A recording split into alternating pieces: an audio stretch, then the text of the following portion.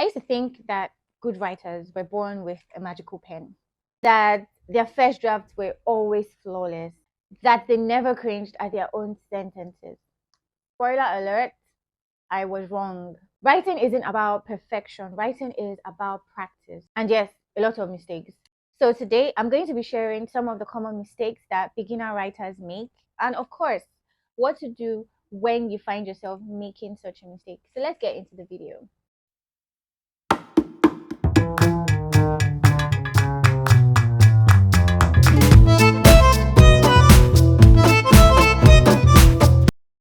So the truth of the matter is, if you're learning to write or you're already writing, you're going to make mistakes. And making mistakes is not a bad thing. It means that you're trying, it means that you're experimenting, it means that you're trying to find your voice. And this was something that I struggled with because I was always making mistakes and I always had revisions on almost every document that I wrote. So I felt maybe I'm not really good at this thing. Maybe I'm not doing it well. Maybe I should just let it go. Yeah. But now I've come to realize that all those revisions, all those corrections here and there have made me a better writer, made me see writing or approach writing from a different perspective.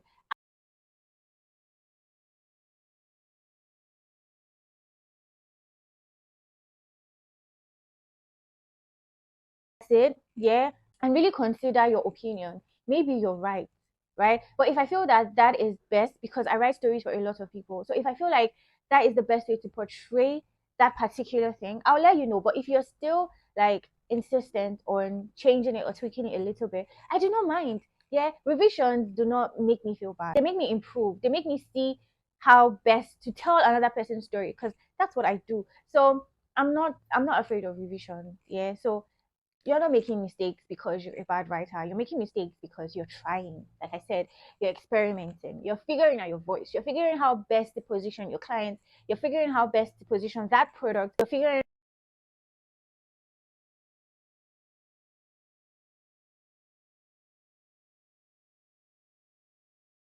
So the first one is waiting to feel inspired before writing. This one is very personal. So like I said, I used to write a lot of stories for people, yeah. So you can have clients that will tell you, oh, I want to get into this school or I want to get into that school. And you're like, okay, what are you passionate about? What are some of the things that um can help me craft a good story for you? And they'll be like, I don't know, I don't have any experience. I don't have, so it makes it hard for you to write for that person, yeah. Sometimes I'll be like, okay, let me just wait. Maybe I'll see something that would inspire me or whatever. Or maybe my boss would say something. Maybe he'll give me a direction on how to go about this story.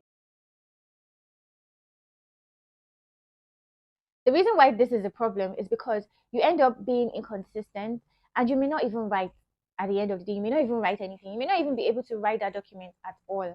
So what do you do instead? Just write. Whatever comes to your mind as you speak to that person, put it down and write. If you get tired, take a break. And then when you feel more energized, you come back and then you continue to write. Yes, what you write may not really tell the person's story. What you write may not be perfect. But if you have somebody that reviews your document, you can take it back to the person. It shows effort. It shows that you've written something, even though you do not truly grasp the idea, you've been able to put something down, and that is a plus. And then when the person that reviews your document looks at it, let's say your mentor, when the person looks at it, the person may now be able to guide you. But if you've not written anything at all, what do you want the person to say? What kind of comments do you want the person, what inputs do you want the person to make? Do you understand? So don't wait for inspiration. Write.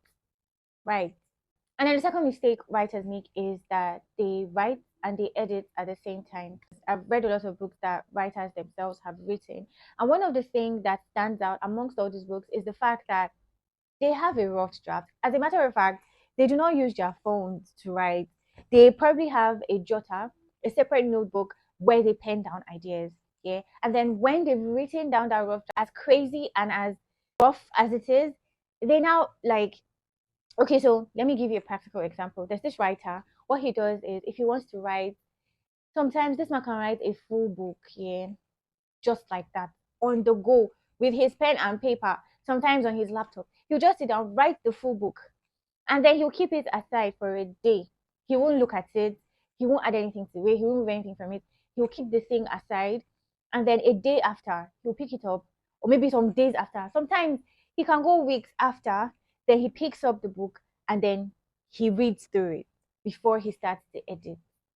And then sometimes before he even starts the edit, he sends that rough draft that he's written to some of his contemporaries. Oh, look at this. What do you think about it? What do you think I can improve? This is a rough draft, by the way. So we have grammatical errors, we have the sentence structure not really sentence structuring, that type of thing. Yeah. The reason why writing and editing at the same time is a problem is because it will slow you down.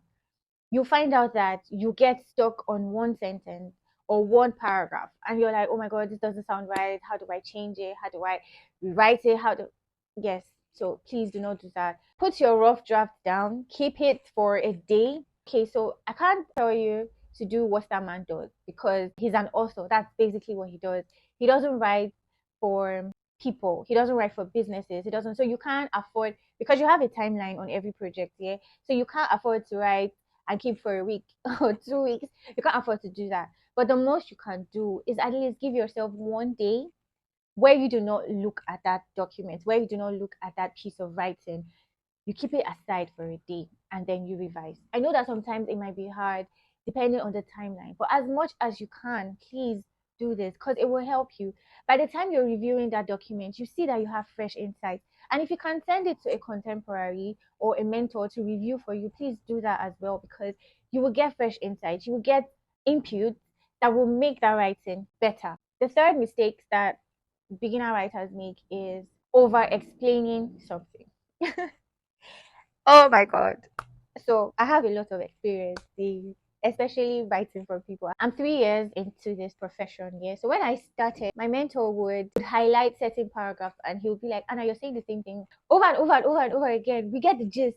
You need to give your readers some time. You need to give them space, not time. You need to give them space to understand what you're trying to say. You need to trust their intelligence. Give them the space to interpret, to feel, and to think. So you're writing somebody's personal statement, for example, and the person wants to study a course. You can't keep explaining the reason over and over and write it in such a way that the person that is reading that document can interpret what you're trying to say. I'm not saying you should use big words. I'm not saying you should try to code certain things. No, you have to be clear, but still give space. Don't over explain. That's just what I'm saying. That brings me to the next mistake that some writers make. And I made it at the beginning of my journey, and that is not reading enough. As a writer, you need to read because inspiration is everywhere. You can get inspired by anything. Don't just restrict yourself to reading serious books. Read novels. My ability to tell stories in the way that I tell them is because I read a lot of stories, and I do not just read any type of story. I'm very particular about the type of books I read, but I read a lot. Okay, so I'm reading novels from good authors. I'm reading Francine Rivers. I'm reading Sidney Sheldon. I'm reading good books. Yeah, I'm reading those type of books, and I'm seeing how they're telling that story. I'm seeing how they're making my mind imagine certain things. I'm seeing how I can picture every single word in that book.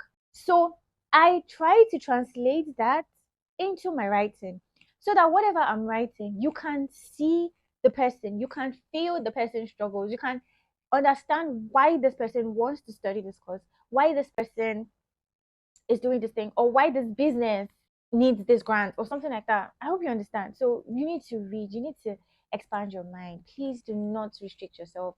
Do not put yourself in a box. This is something that I'm going to keep saying over and over and over again until it sinks in. Don't restrict yourself. And then finally, don't copy. Now, I'm not saying that you shouldn't pick things from other people's writing. No, as writers, we do that a lot. So let's say you're writing someone's thesis, you would need to borrow from other people's papers. Or let's say you're writing a business document. Those statistics you're putting, you didn't go out to carry that research. You're probably picking it up from news updates. You're probably picking it up from articles online. So definitely would have to lift from different sources, but you need to also know how to impute your own voice. You need to tell it in a way that no other person can or no other person will. So even though you're putting a lot of facts, you're putting a lot of works that you're obviously going to cite, you should also be able to tell that story in a way that no other person can. And that's your unique voice. But what happens is you would lose that thing that makes you unique. You would lose your voice in the sea of so many other voices. So you need to find a way to tell that story, and you can tell that story from your own perspective. So there are a couple other mistakes that I probably would want to get into, but I'm going to leave that to you. What are some of the other mistakes that you're making as a beginner writer, and what are some of the things that you're doing to, solve those mistakes or come out from them or work through them? Let us know in the comments and let's have that discussion right there. So I'm just going to put this out here. Finally, you're not making mistakes because you're a bad writer. You're making mistakes because you're learning. You're making mistakes because you're growing. You're making mistakes because you're trying to find your voice. And every great writer, every single person that you see, you admire their work, they were once beginners and they made mistakes as well. So do not compare yourself to anybody. Do not compare your rough draft to somebody's final draft. Don't do any of that. Don't do, never, ever do such a thing.